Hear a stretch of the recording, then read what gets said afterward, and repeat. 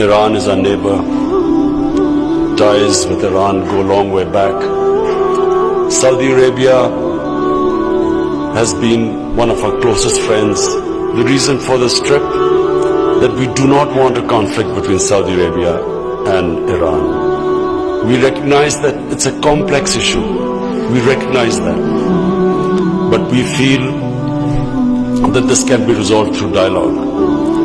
But what should never happen is a war between Saudi Arabia and Iran, because this will not just affect this whole region. Our two brotherly countries will be affected, but this will cause poverty in the world. Oil prices will go up. Countries which should be spending money on their human beings will end up spending money on buying expensive oil. So it will create poverty.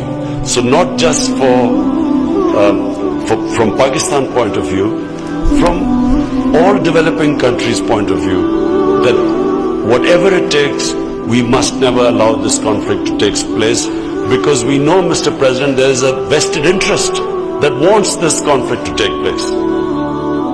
This trip, and inshallah the trip when I go to Saudi Arabia on Tuesday, I want to stress, is purely a Pakistan initiative. It's an initiative taken by us.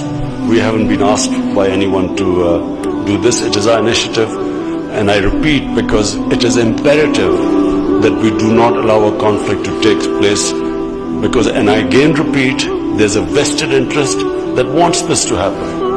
And so I've been very encouraged. We again want to facilitate our two brotherly countries to iron out your differences. And I repeat again, it's complicated, it's complex, but I feel it's possible to resolve these differences.